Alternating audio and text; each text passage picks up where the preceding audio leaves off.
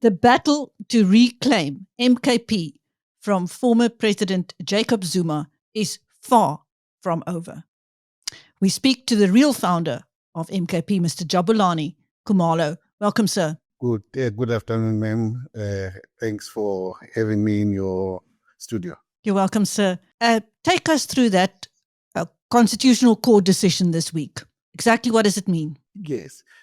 We made an application. In actual fact, it was an not agent, semi-agent application in the Concord due to the fact that we are having lots of challenges in the MK.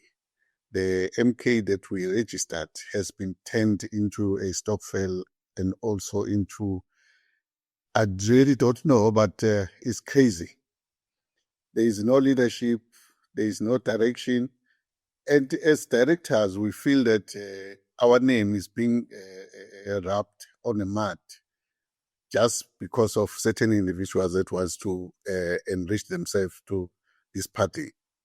And also for other people who thinks that they can use MK to fight their battles. Others are fighting the battles to go back to ANC. There are statements that everybody knows. People are saying that they want to take the MK members and negotiate their positions in the ANC, which we don't want. So because of those things, we decided that no, let's go to Concord and try and see if they can assist us in taking back the party so we can uproot all these wrongdoings. Unfortunately, the Concord said we must show the cause on the access. They call it the access. So we tried to make the case on the access, but we failed. So because of that, the court then said we then must go back to the lower courts. I understand other people don't understand that if the court says they denied you the access, it doesn't mean that we have lost the case. The only thing is just that you need to go back and put your case before the other judges in the lower courts. So that's what is going to happen. Now, we are at that point. And the other thing that people must understand is that the Concord made it clear that they denied us access, the direct access, because we were not able to convince them.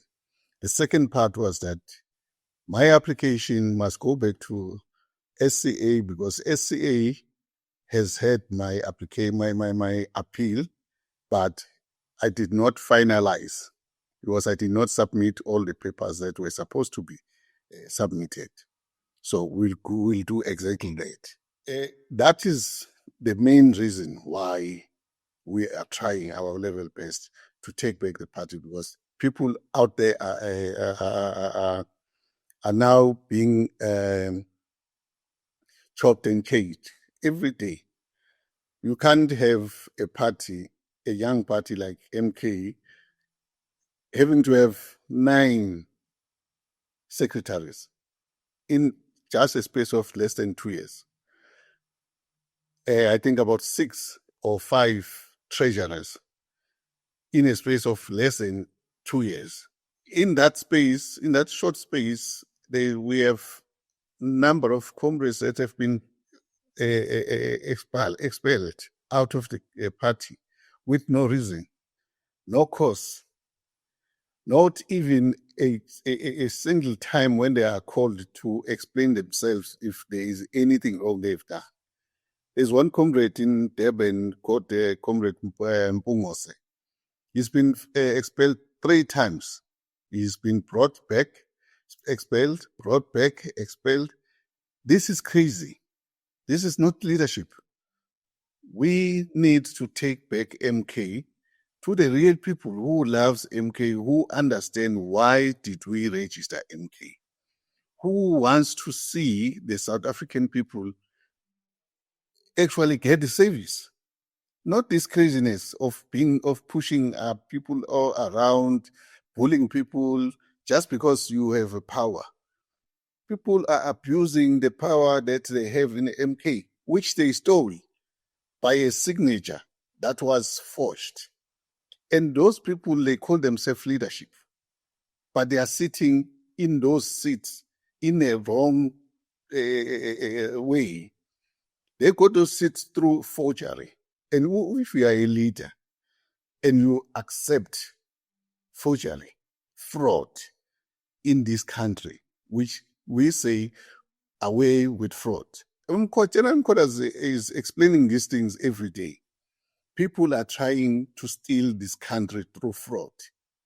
We have so many cartels, but MK has got a cartel also now. Because this cartel that is taking over MK is a cartel. You can't have people that always fight everybody just because they don't want to be challenged. They don't want to be told they are wrong. So I am not going to sit back and look and allow thuggery in the organization. I have comrades who can lead this organization, who are out there waiting, and I'm still encouraging them to wait. The right time is coming. The party will come back, and these thugs will be out, and they will have to deal with them. If they want to keep their membership, we won't fire them or expel them. We'll keep them as members, but they must understand they are not going to come back here and take positions. The people that were in those positions must go back to those positions, and they must leave. Now, sir, you've had a number of legal setbacks. Have you not once felt that you should just let him have the party and give up? Well, let me explain this. I've never, in actual fact, lost a case, one case. Never. All the cases were on technicalities. The first one in electoral court was because I did not get enough advice that I need to show with a paper to say this signature was forged. So I went to court thinking that you can present, you can say, you can show, because I had the two letters. I thought the court will take that, but the court said, no, they are not experts. We must bring the experts. That's what I have done now. The appeals, at the appeal also, I had not yet employed the experts. So I've employed the experts. So I'm going there and then I will show it. That's what I was showing to the Concord, that there is the signature was forged. There is a case opened against certain individuals whom we think they are the ones who forged the signature, because they are the ones that send it to IEC. Together, on that same day, we had to send to IEC two letters, my letter and the letter from the thugs. And IEC decided to take the letter from the thugs and appoint Zuma, or the forgery letter, and Zuma accepted it. And I'm very, very worried what kind of an ex-president who can sit and continue to call himself a president of the party by a signature that was forged. And he knows it very well. If he doesn't, then he must be fooled, because I have explained this thing, and he's got the letter that I wrote to him. There's nothing he doesn't understand, but he thinks people are going to be fools and fool us, and I'm not going to be fooled by him. He knows he's on that seat, forgery, fraudulently, and he must understand that he must get out of that seat because he doesn't deserve it.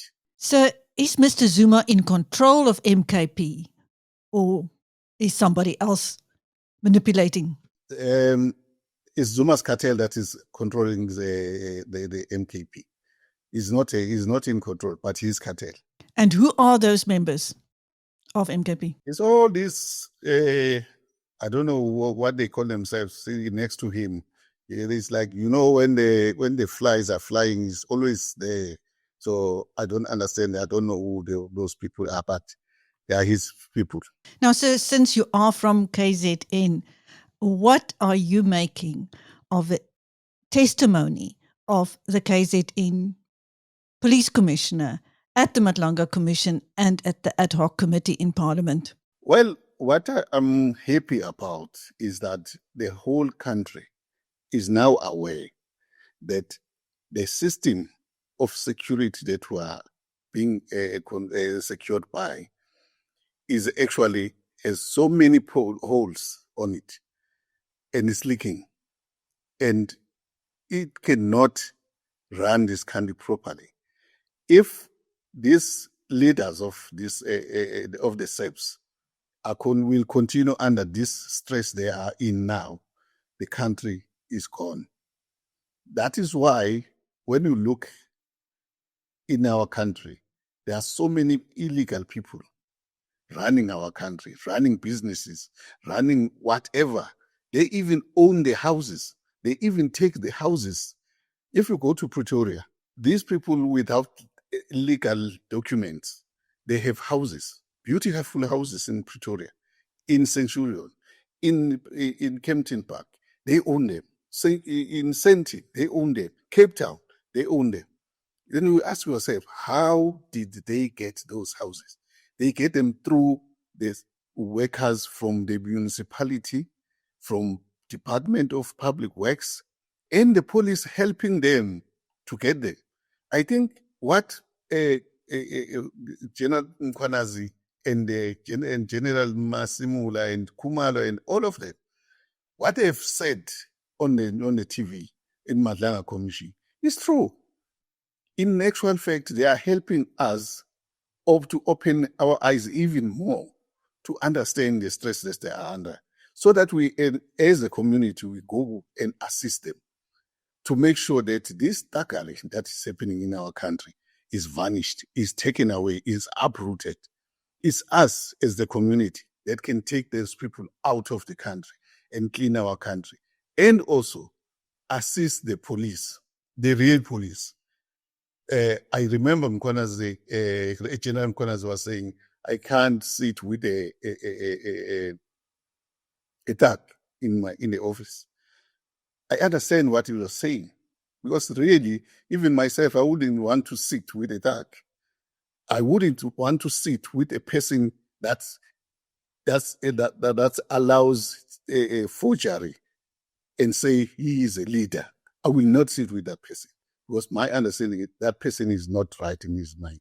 Well, I see that the police have arrived at the home of suspended Deputy Police Commissioner Shadrach Sibiya this afternoon en masse, either for a raid or more. What do you say? Well, unfortunately, I haven't seen it, but if they are cleaning up, is hooray for them. I would appreciate. Let everybody be searched, and everyone that is holding a position. Now we need to have a committee that will look into their lifestyle, because, you know, these cartels are putting a lot of money into our leaders. And that's why today South Africa is in this mess, because our leaders are being run by these cartels. They are led by the thugs, people who uses dark money, black money to use our leaders. We can't allow that. We need leadership. And without leadership, the country will go down, will sink. So I'm happy if they're doing what is right. Thank you, sir. That was the real founder of MKP, speaking to Biz News. Thank you, Mr. Jabulani Khumalo, and I am Chris Steyn.